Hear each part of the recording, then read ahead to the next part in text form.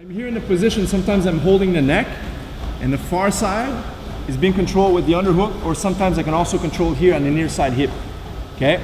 So it doesn't matter how you like to control. Sometimes we grip at the shoulder, and I stay tight, and on this side, I'm gonna grip where the waist, right here, in the pants, just like this, okay? The idea is I always wanna be monitoring his hip, where he's gonna move. If this guy's hips were, you know, thumbtacked to the mat, there's no way he can escape. He can't go this way, he can't come back to the guard. So sometimes we focus on controlling the upper body, and the guy can recover the guard. Control the upper body, and the guy can turn his hips and swivel to the turtle, so then he's gonna escape anyways, right? So if you think about this, if the guy is pinned in this direction, or at least we can monitor this, there's gonna be no escapes, okay? When you pass the guard, and you maintain side control, it should be your decision how long you wanna be in side control.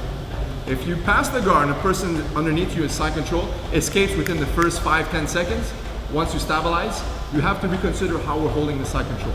Sometimes I watch people roll and I look at, you get a good guard pass, you're in side control, you're holding. I'm not talking about during a transition, I'm talking you're already stabilized and the person escapes like a hot knife through butter. So it couldn't be like that, it shouldn't be like that. It should always be have a good control, okay? Now, we're here, I have a control, no matter which grip you like to train, doesn't really matter.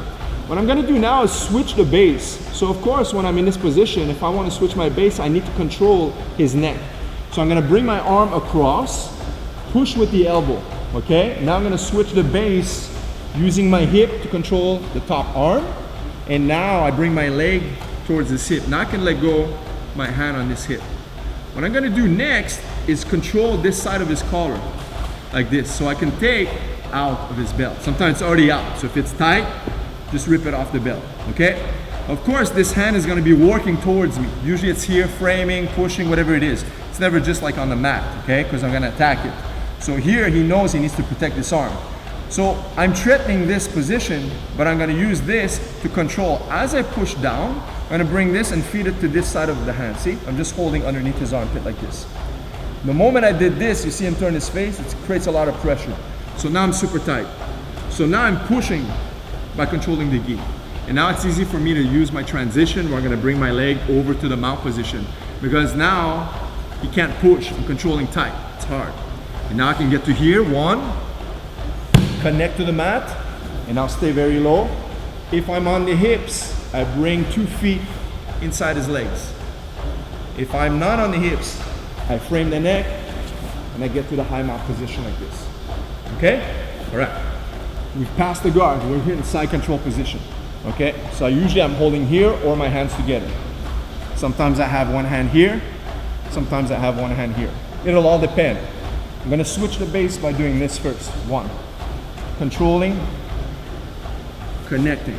As soon as I control, I connect my knee to his far side hip, okay? Now I open the gi, one, and I grab it here, see? Nice and snug. My elbow must remain on the mat. If it's off the mat, I'm not balanced, see? If it's on the mat, I'm anchored. I use my left leg to get on top. Now I'm posted, and I'm posted on this side, so I have a tripod. I move, I connect, now I let go, I push, bringing my hips above his hips means grapevines. If not, I control the neck, move myself a little bit higher above the waist, and now I can maintain my position for the mount, okay? This is an easy transition, but it's one where someone is very fast. Sometimes when you transition, they start to push, they start to use the bridge, they always bring their knees in between your hips. Now you can control them and get your position, okay? And on top of it, when you're here, they don't see what's up. So when I'm positioned here like this, he doesn't know where I'm looking, if I'm gonna attack this arm, if I'm gonna attack these legs, or I'm just gonna slide into the mount position. He doesn't know that, okay? When I'm here, now he sees me, he sees where I'm looking, okay? So this is what I like about this transition like this, okay? Sometimes we do it like this, we're holding. This is also good, but today, his arm is here, so it's hard to hold. So you're gonna hold here, nice and snug, okay? Make sure you're not floating up in the air, always based up. Can you move, Eric? It's tough, okay? Because of this, you're anchored, right? So in Jiu-Jitsu, when we transition, it's all about how we can connect the position. If you could make a connection, it's hard for the person to escape.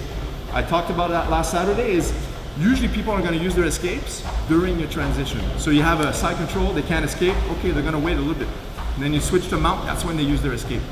There's that one little gap, a little crack in between your movement, that's when they capitalize and they switch a position. So when you move, they move. But now you have to make a position where when you move, they can't move.